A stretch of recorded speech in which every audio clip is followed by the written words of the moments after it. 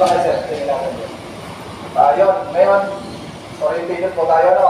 Makinig po tayo. Safety orientation. Kasi lahat naman ng workers, mapapasok po tayo sa site. At sa company, kailangan po natin mag-orient. Para po malaman po natin yung mga safety rules sa mga house rules po natin dito sa site. Kami po dito sa safety, dalawa po kami safety officer ng CCFG. Ako po isa, safety dayaon, saka ang kasama ko po isa, yung safety po namin, isa Ilaluman. Dalawa po kami safety ng CCFG. Ito yung timekeeper, office ng timekeeper sa CCFG. Sa kabila, safety office po namin yan. Ang CCFG. Ibang office naman ng CCFG sa 5th floor po yan. Sa mga boss po natin, saka mga engineer, hindi ba? Ngayon, halo na kayo. May, ano yan, subschool, saka admin. Ngayon, ano tayo? Safety orientation. Mahalaga po safety orientation po ano. Umpisan po natin, sa pagpasok po natin dito, yung pagsusuot po ng complete PPE. Complete PPE, ano po yung personal protective equipment na yan? Yan po yung lahat, kung matagal na construction o matagal na po kayo ng construction, alam po natin yan. Mga basic lang po yan. Lahat, kasama na uniform.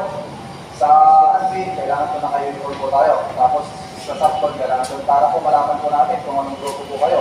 Admin mo kayo, subcon.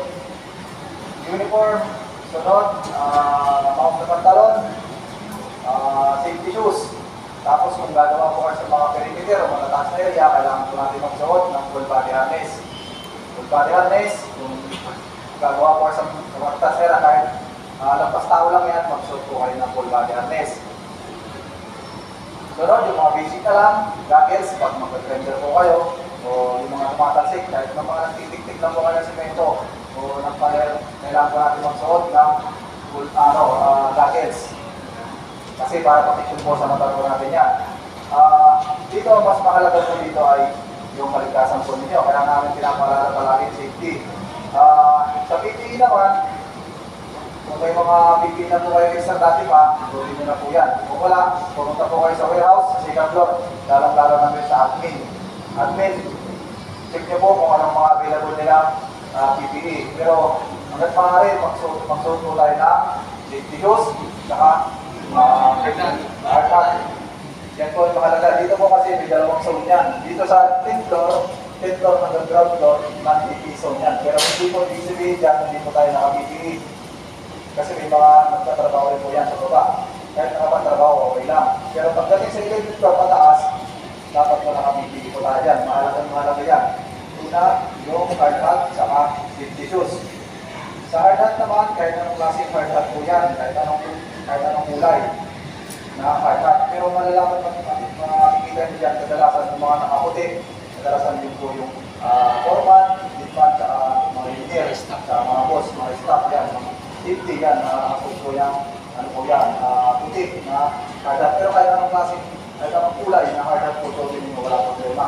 Ang importante na suot po kayo, hard hat, protection po yan sa huli po natin.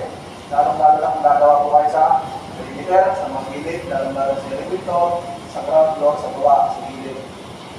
Kadalasan po kasi yung mga nalalaglag yan, mga gilid na trace. Para maiwasan po natin sa mga distraction po kayo, malagdagan yung ulo po ninyo yan, magsuot po kayo ng hard hat. Safety shoes naman, importante na safety shoes po kayo, lalong-lalo na sa taas, may nakakalap po kasi ng mga matatalas na bagay, may mga bako, may mga metal po dyan na matatalas, kailangan safety shoes tayo dyan. Yun naman, kung hindi po kayo, kulang po, gamit nyo yung gamit pang kaligtasan, pag nasa taas na po kayo, maaaring masika po kayo dyan, sisitahin kayo ng nabibita dyan. Hindi lang po kami mga safety, may ibang safety din po dyan. Safety ng breaker work, pati mga guard, may mga checker din po dyan. Pag kulang po kayo ng gamit pang kaligtasan po sa taas, maaaring pagiging po kayo sa pagtatrabaho.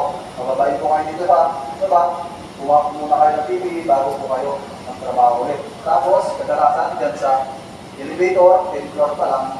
Sa 10th floor pa lang, sa elevator pagkasakay kayo, kadalasan hindi po kayo papasakay dyan. Kung hindi po kayo naka-safety shoes, saka naka-hard hat, hindi po kayo papasakay dyan. Kung pasakay mo kayo, matik yan. Pagdating sa taas, pag nasi kayo, papapunta yung floor kayo ulit.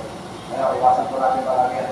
Kaya kailangan po natin magsuot palagi ng PPE para sa inyo naman po yan, protection po yan.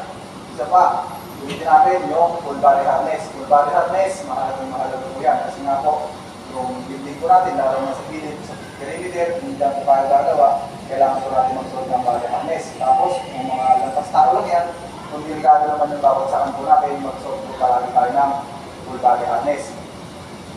At yun, mga basic na lang, gloves, goggles, pag magsusupag, mag-defender po kayo, yun, mga tumatalsik, kailangan po natin ng protection dyan. Ganon, yung accident po dyan. Accident, sa loob ng 24 hours, kailangan nito mag